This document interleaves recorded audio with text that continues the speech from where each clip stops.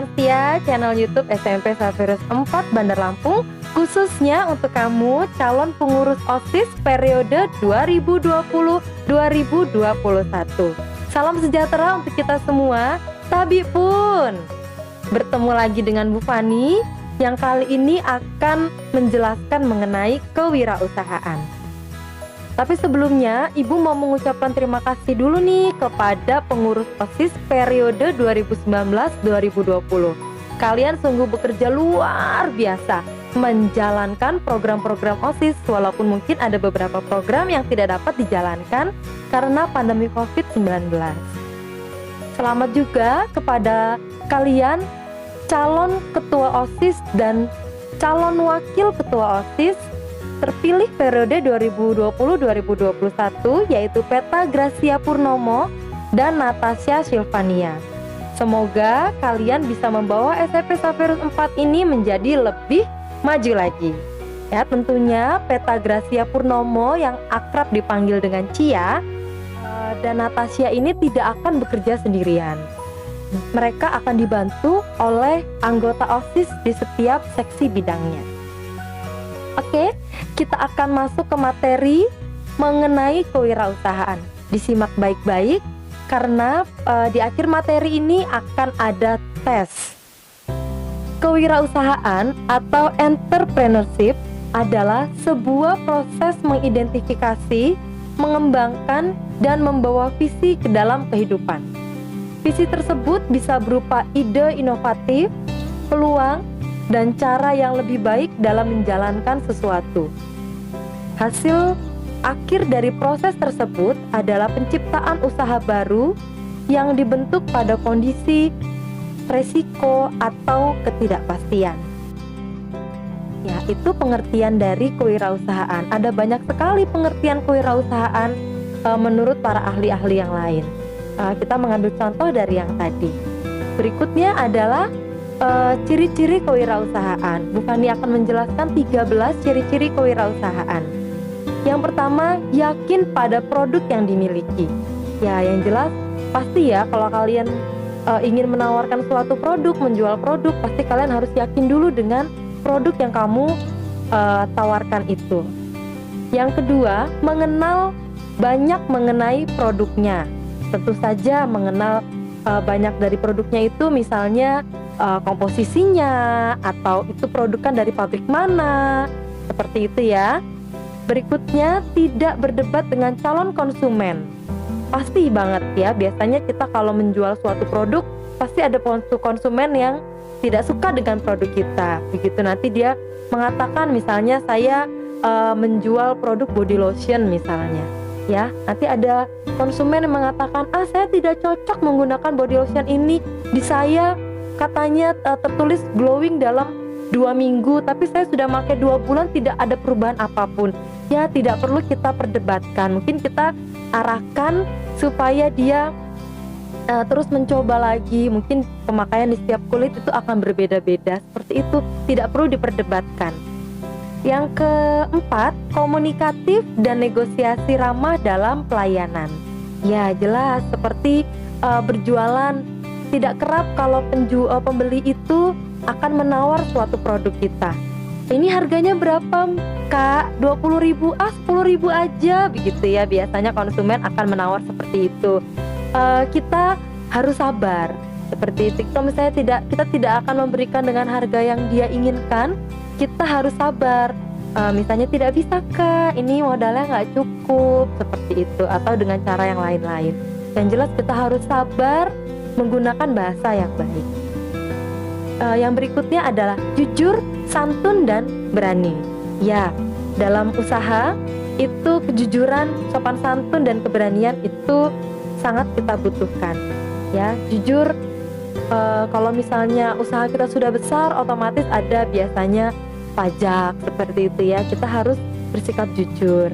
Kalau misalnya kita menjual produk makanan ini sebenarnya tidak bisa untuk bayi, tapi ada konsumen yang menanyakan, Kak, ini bisa tidak dimakan oleh bayi? Karena kita pengen laku, kita jual aja. Oh bisa kok, tenang aja gitu. Nah itu kan perbuatan yang tidak jujur. Padahal kalau dimakan oleh bayi mungkin akan berbahaya. Yang berikutnya adalah menciptakan transaksi.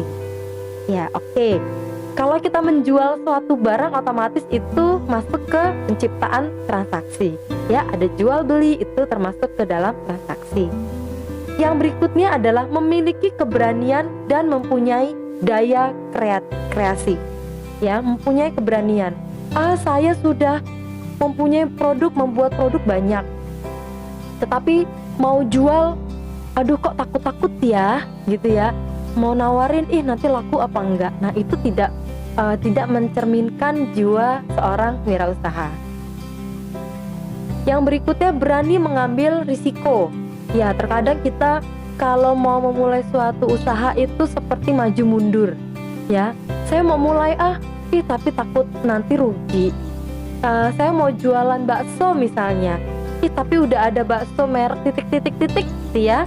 Nah, ini sudah sangat booming banget nih di Lampung gitu. Kayaknya saya jualan bakso nggak laku deh. Nah, itu dia artinya tidak berani mengambil risiko. Ya, ciri-ciri seorang wirausaha atau wirausahawan itu harus berani mengambil risiko. Gagal biarin, kita akan mulai coba lagi dengan yang lain, seperti itu. Berikutnya yaitu memiliki semangat dan kemauan yang keras. Jadi seperti yang tadi saya bilang, misalnya sudah membuka warung bakso seperti itu, kita gagal lalu putus asa. Jangan seperti itu. Kita harus memiliki semangat dan kemauan yang keras. Wajar kalau kita baru membuka suatu usaha itu kita gagal, itu wajar sekali. Ya, tidak apa-apa asalkan kita semangat, kita coba lagi dan lagi. Mungkin kita menciptakan suatu inovasi, bisa jadi warung kita bisa melebihi dari warung bakso yang sudah terkenal itu. Yang berikutnya, memiliki analisis yang tepat. Ya, kita harus bisa membuka, melihat peluang yang ada. Kita harus bisa menganalisis pasar. Jangan sampai di situ kita melihat misalnya banyak kalangan mahasiswa. Kita membuka rumah makan atau restoran atau usaha menawarkan barang yang kira-kira tidak diminati oleh mahasiswa. Ya, kita harus belajar untuk bisa membuka peluang. Yang berikutnya, tidak konsumtif. Ya, ini adalah godaan dari seorang wiraswasta. Ya, ketika usahanya sudah mulai maju, sudah mulai laku, sudah dihitung nih keuntungannya, sudah ada keuntungannya, sudah lumayan, tergoda untuk konsumtif. Ya, tergoda untuk konsumtif. Biasanya memegang uang hanya sedikit, karena jualan memegang uang jadi lebih banyak, berpikir untuk saya beli inilah, saya beli ganti handphone barulah, begitu ya. Padahal kalau masih kita merintis usaha, kita bisa menggunakan uang itu, keuntungan itu untuk memperbesar usaha kita, menambahkan modal. Itu bisa jadi meningkatkan daya tarik usaha kita. Yang berikutnya, memiliki jiwa pemimpin. Ya, kalau usaha kita sudah besar, otomatis kita mempunyai beberapa anak buah atau karyawan, gitu ya. Kita memang harus mempunyai jiwa pemimpin agar karyawan kita itu bisa bekerja dengan baik. Ya. Dan yang terakhir adalah berorientasi pada masa depan. Ya, jadi kita kan nggak mungkin ya pengen usaha cuma sebatas di warung kaki lima saja. Itu pemikiran yang pendek, begitu ya. Kita mungkin saat ini memiliki usaha masih warung kaki lima. Nah, bisa jadi kita memiliki pemikiran ke depan, maka kita tidak konsumtif. Dari keuntungan itu, mungkin dari kaki lima kita bisa menyewa kios 3x4, misalnya seperti itu ya. Kios 3x4 kita sudah bisa mempunyai keuntungan lagi, kita masih punya spare uang lagi, kita bisa menyewa kios yang lebih besar, atau bahkan kita bisa membuka cabang. Seperti itu, makanya berorientasi pada masa depan, memikirkan bagaimana usaha kita supaya bisa lebih maju lagi dan lebih berkembang. Lalu hubungan kewirausahaan dengan OSIS itu apa? Apakah anak-anak OSIS diminta untuk berjualan untuk menambah pemasukan sekolah? Tentu saja tidak. Ya, tentu saja tidak. Kewirausahaan untuk OSIS itu tujuannya begini nih. Pengurus OSIS mempunyai kesempatan yang lebih untuk belajar dibandingkan dengan teman-teman yang lainnya. Salah satu tujuan pengurus OSIS belajar berwirausaha yaitu untuk belajar membaca peluang, ya, belajar untuk membaca peluang. Sebagai contoh, ketika sudah belajar normal secara tatap muka, biasanya di akhir semester itu akan diadakan yang namanya class meeting. Nah, class meeting itu diadakan dari pagi sampai siang. Bayangkan saja seluruh siswa itu berada di luar untuk mengikuti perlombaan-perlombaan class meeting. Biasanya ada bola, ada bulu tangkis, dan lain-lain, masih banyak sekali. Kalau di luar ruangan otomatis panas, bawaannya lapar pengen jajan. Nah, gimana nih OSIS membaca peluang tersebut? Ya, membaca peluang tersebut, kita bisa berjualan yang mudah dibuat dan diminati oleh teman-teman kita. Ya, yang kalian bisa buat deh, misalnya panas banget, terik-terik gini ya, enak kita jualan es misalnya gitu, pasti laku. Ya, kita jualan es gitu kan. Atau kita berjualan air mineral aja, kita beli dari luar yang harganya lebih murah, kita akan jual air mineral itu juga pasti laku, nggak mungkin enggak. Nah, sekarang Bu Fani sudah membuatkan contoh.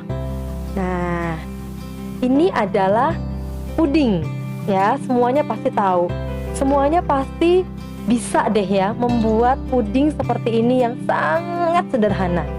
Ya, ini bisa dijadikan sebuah peluang usaha ketika kelas meeting, tentunya kita menjurus ke OSIS.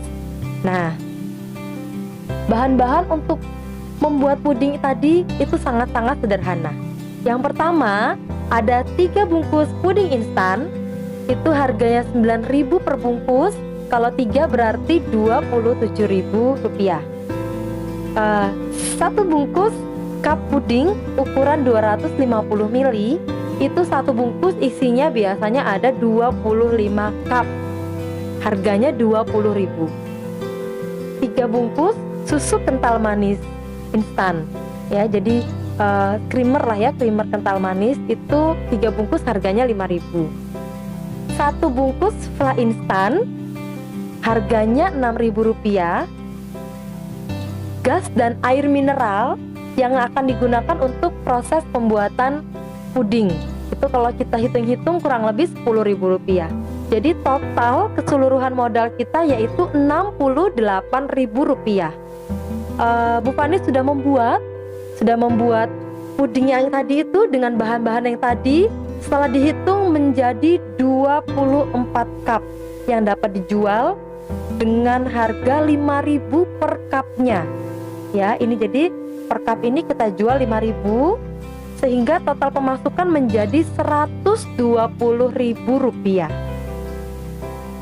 Nah, keuntungannya berapa jadinya? Keuntungannya berapa? Keuntungannya yaitu total pemasukan dikurangi dengan modal. Itu adalah keuntungan. Rp120.000 dikurangi Rp68.000 menjadi Rp52.000. Itu Rp52.000 adalah keuntungan buat kamu dengan modal Rp68.000. Wow, luar biasa sekali kan? Nah, lalu keuntungannya untuk apa? Untuk dimasukkan ke dalam uang kas OSIS yang nantinya kalau sudah banyak dapat kalian gunakan untuk membeli keperluan anggota OSIS. Ya, di antaranya bisa membeli kaos OSIS, atau untuk makan-makan bersama di akhir periode OSIS, atau juga bisa kalian gunakan untuk jalan-jalan kalau uangnya ada banyak. Ya, tentu saja semua itu dapat kita lakukan kalau pandemi COVID ini sudah berakhir. Oke, selanjutnya Ibu akan memberikan post test untuk kalian. Disimak baik-baik ya. Carilah sebuah produk apapun yang ada di rumahmu. Tidak hanya makanan, apapun boleh kalian gunakan. Yang kedua, buatlah video menawarkan suatu produk yang sudah kalian dapatkan tadi. Kalau sudah, kalian kirimkan kepada Bu Siska via WA di nomor yang ada di bawah ini. Demikian materi mengenai kewirausahaan. Semoga dapat berguna untuk kalian. Bye!